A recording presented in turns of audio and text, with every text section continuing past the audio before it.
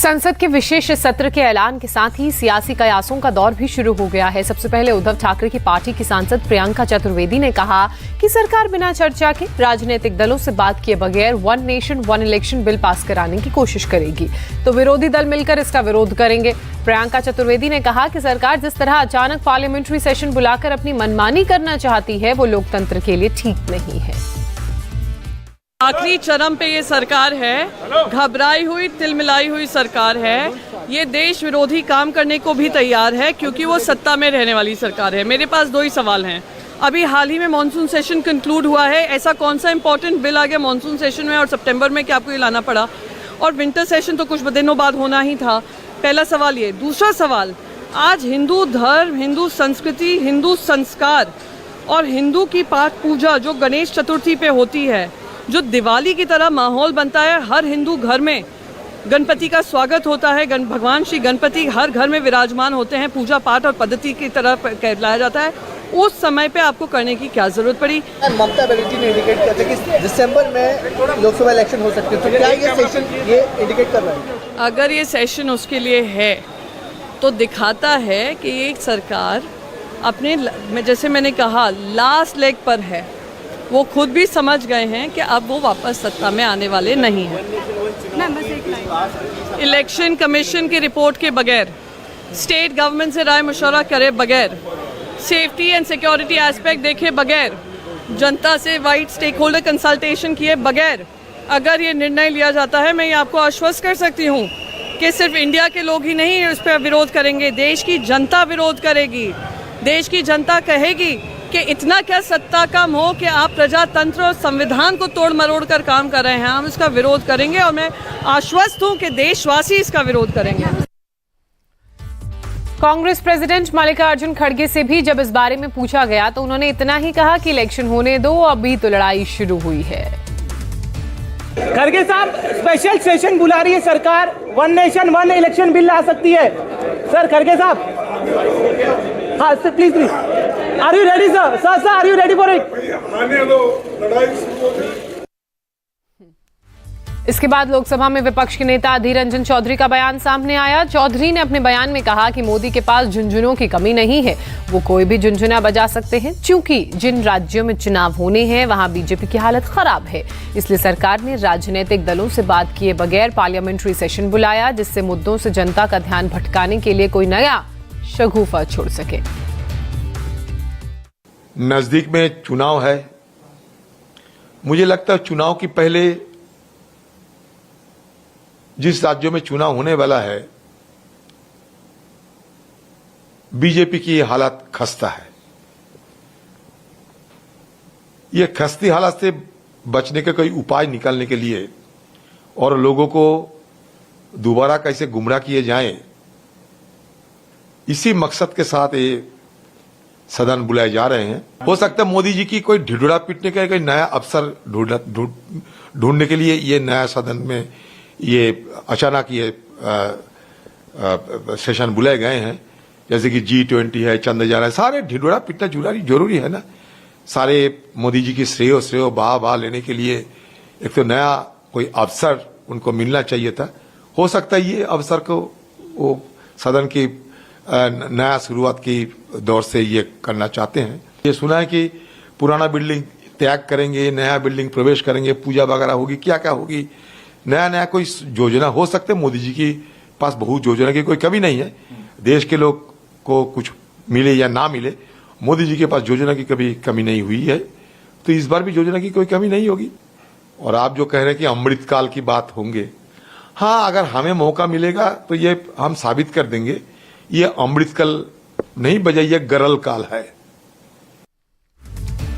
उद्धव ठाकरे की शिवसेना के सांसद अरविंद सावंत ने भी नया एंगल दिया। उन्होंने कहा कि स्पेशल सेशन तो ठीक है, लेकिन ऐसी क्या जल्दबाजी थी कि सरकार ने त्योहारों का भी ख्याल नहीं रखा। 18 से 22 सितंबर के बीच नवदुर्गा चल रही होगी, महाराष्ट्र में गणेश उत्सव का आयोजन हो रहा होगा। ऐसे में हिंदुओं की भावनाओं का ध्यान रखे बगैर सरकार ने यह फैसला कैसे किया? हिंदुत्व, पार्लियामेंट के इतिहास में कभी भी त्योहार के समय, वो नवरात्रि हो या गणपति हो, पार्लियामेंट का सेशन कभी हुआ नहीं।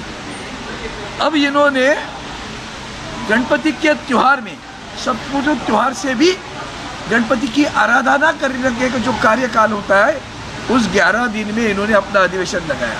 ये इनका हिंदुत्व स्वार्थ के बिना, मुझे लगता है गडकरी साहब खुद कह रहे थे सत्ताकरण के बिना इनको कुछ नहीं सूझता। इनका एक ही काम है सत्ताकरण करना, समाजकारण नहीं। और हिंदुत्व कितने कैसा है इनका, ढोंग रचने में ये इतने माहिर है कि कुछ मतलब कोई इनके साथ नहीं लग सकती जितना ही ढोंग रचते हैं। कांग्रेस एमपी शशि थरूर ने भी कहा कि सरकार को बताना चाहिए कि उससे इतनी इमरजेंसी में संसद का स्पेशल सेशन क्यों बुलाया। थरूर ने कहा कि उन्होंने भी जल्द लोकसभा चुनाव की चर्चा सुनी है। शशि थरूर के मुताबिक 5 राज्यों में होने वाले चुनावों में बीजेपी हारने वाली है और हार का डर वो कारण है जिसकी वजह से ये कदम उठाया गया है। It's a bit of a surprise. I was not expecting this. We don't know what the government wants to do. One rumor is maybe the government wants to dissolve the Lok Sabha and call elections early because they are afraid of losing in 5 states in November, December. So possibly that could be a reason. There may be other reasons. They may want us all to congratulate them for G20. I don't know what they want to do. Are they going to bring any surprise new bills? We don't know. I think the government has the duty to tell the nation what it wants to do with this session. For us, it was a bit of a surprising news, but we will be there. India alliance की बैठक में शामिल होने मुंबई पहुंचे राहुल गांधी ने press conference कर अडानी मामले पर प्रधानमंत्री मोदी पर निशाना साधते हुए कहा, organised crime and corruption reporting project की ओर से अडानी समूह के खिलाफ लगाए गए आरोपों को लेकर प्रधानमंत्री नरेंद्र मोदी भी निशाने पर हैं। देखिए, G20 का समय है। अलग अलग देशों से यहां लीडर्स आ रहे हैं और आज सुबह एक बहुत गंभीर मामला उठाया गया है। $1 बिलियन हिंदुस्तान से अदानी जी की कंपनी के नेटवर्क के थ्रू अलग अलग देशों में गया और फिर वापस आया और उस पैसे से अदानी जी ने जो उनकी शेयर प्राइस थी उसको बढ़ाया, इन्फ्लेट किया और उस फायदे से हिंदुस्तान का जो इंफ्रास्ट्रक्चर है, जो अदानी जी एयरपोर्ट्स खरीद रहे हैं, पोर्ट्स खरीद रहे हैं, अभी यहां धारावी में शायद उनको बड़ा प्रोजेक्ट मिला है, तो ये सब जो हिंदुस्तान के जो एसेट्स हैं, जो पूंजी हैं, जो अदानी जी खरीद रहे हैं, वो इस पैसे से शेयर प्राइस को इन्फ्लेट करके खरीद रहे हैं। तो ये सवाल इन्होंने उठाया है और उन्होंने कहा है कि उनके पास सबूत है, पेपर ट्रेल है, इंटरनल ईमेल्स हैं, डॉक्यूमेंट्स हैं। तो सबसे पहले सवाल उठता है, ये जो पैसा यूज किया जा रहा है ये किसका है? ये अदानी जी का है या ये किसी और का है? और अगर किसी और का है तो वो किसका है? क्योंकि बीजेपी बार बार राहुल गांधी से चीन के नेताओं के साथ संबंध को लेकर सवाल पूछती है, इसलिए OCCRP की रिपोर्ट में जिन चीनी नागरिकों का जिक्र है, राहुल गांधी ने उनका नाम बार बार लिया। राहुल ने कहा कि इस पूरे मामले में गौतम अडानी के भाई विनोद अडानी का अहम रोल है। कंपनी के शेयरों में मैनिपुलेशन का फायदा 2 विदेशी नागरिकों को हुआ। राहुल ने कहा कि चांग चुंग लिंग एक चाइनीज सिटीजन है। आखिर में चीनी नागरिक को फायदा क्यों पहुंचाया जा रहा है?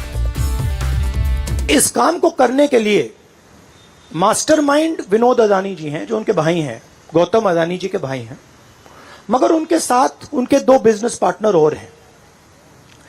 एक का नाम नासिर अली शबान अली और दूसरा चैंग चुंग लिंग। चैंग चुंग लिंग चाइना का है। तो दूसरा सवाल यह उठता है कि जब अदानी जी हिंदुस्तान का इंफ्रास्ट्रक्चर खरीदे जा रहे हैं, तो ये जो चाइनीज नेशनल है, ये इसमें कैसे इन्वॉल्व है? इसका क्या रोल है? इसने क्या किया? यह साबित होना चाहिए। यह दूसरा सवाल। और ये जो फॉरेन नेशनल्स हैं, ये हिंदुस्तान की शेयर मार्केट को कैसे मैनिपुलेट कर रहे हैं? यह सवाल क्यों नहीं पूछा जा रहा है? नेशनल सिक्योरिटी का मामला है। अदानी जी डिफेंस में काम करते हैं, इंफ्रास्ट्रक्चर में काम करते हैं, एयरपोर्ट स्पोर्ट्स में काम करते हैं। तो ये जो दो फॉरेन नेशनल्स हैं, खासतौर ये जो चाइनीज आदमी है चैंग चुंग लिंग, इसका क्या रोल है?